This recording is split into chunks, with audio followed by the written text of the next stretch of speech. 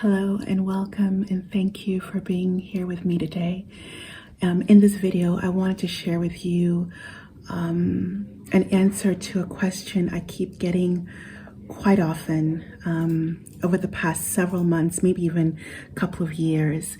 And that is a question around my thoughts on dyeing locks, on coloring locks, questions about if I color my locks, question about my thoughts on gray locks and how to color them and dye them. So here are my thoughts. If you're new to this channel, my name is Tumi. I'm a medical doctor, I'm a dancer, I'm a poet, and I love creating content on this channel around supporting you in living your most conscious, your healthiest, your most vibrant life. I make videos around minimalism, raw veganism, plant-based living in general, holistic health topics, all infused with dance.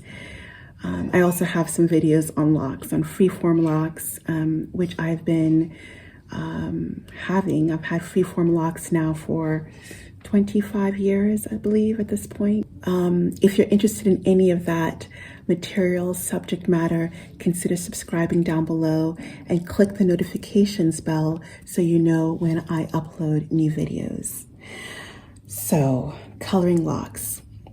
I'll share my personal experience. I have never dyed my hair. I've never colored my hair. I've never felt the desire to do that, to be honest. I think part of that is as a physician, as a doctor, and as a holistic-minded doctor, I'm very wary of a lot of the products that are on the shelves for dyeing and coloring one's hair. And I'll get to that in a moment. But more than that, I think that my hair is this constant evolving being in a way, and I'm here for the ride, and I've loved the ride, and I don't feel any need to alter the ride. I listen to my locks in many ways, and I give my locks what I feel like they need in terms of supporting my best health and their best health. I also just really believe, and this is my personal belief, in letting nature paint me, nature guide me. And so what you see here, people asked me before with my locks, the different colors you see are from the sun. I love to get my vitamin D and other nutrition, soul nutrition from the sun, from solar power. And the sea also colors my hair. I love to swim. I'm a water baby for sure, a Scorpio lady, and I love to swim whenever I can in natural water, and definitely the sea and ocean. We're currently in Croatia, and every single day I've been in the water swimming. All these things, I think, sunlight, seawater, but I think also, to be honest, just nature and sense of winds and atmosphere and seasons and the nature of my life have given my hair color the different hues that you might see without any dyes or on-the-shelf coloring used. That being said, I want to say that I honor everyone's path, and your journey is your journey. And so I want to offer a few things to think about, and then some practical options for dyeing or coloring your hair naturally if that is a path you want to choose. But before going down that path, I have a couple of questions just to offer you. How can you allow yourself to be more yourself?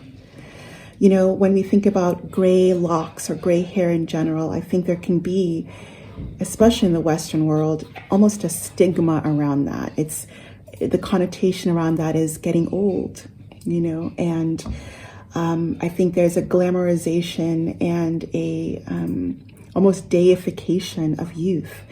And being young is amazing, but having the wisdom and the experience of being on this earth for a long time, I think, is equally as beautiful.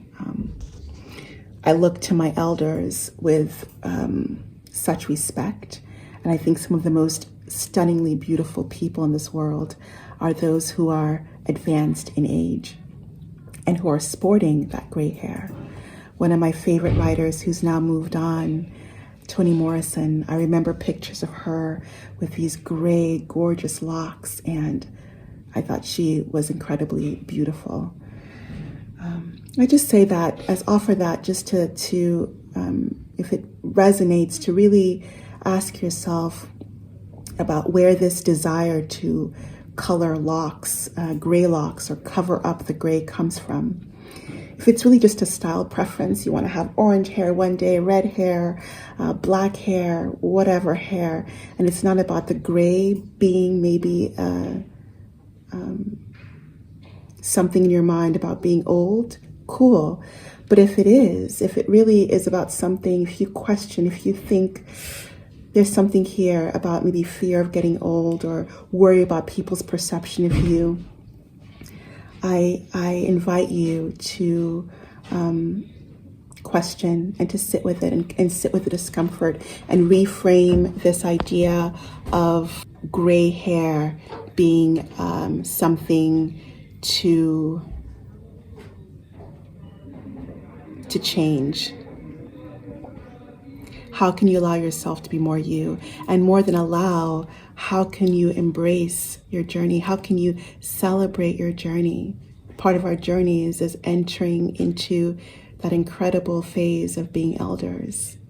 And coming from a West African tradition, the respect of elders is something that's very much part of the fabric of the culture, the cultures. So that's what I want to say around that.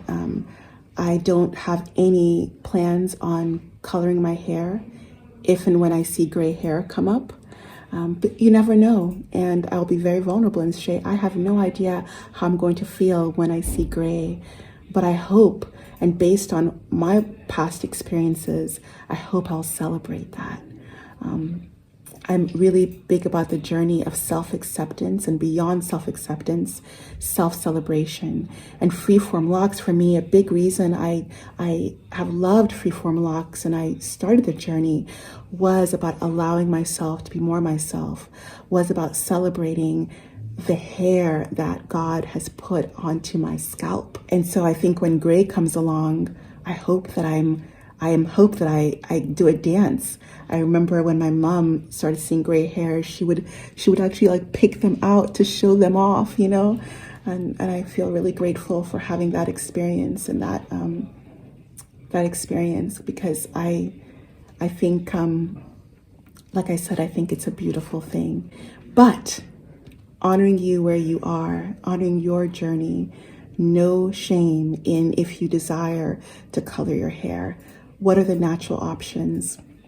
I'm a big fan of always reading the ingredients on anything you're planning to put on your skin, in your body, or on the scalp, in your hair, right?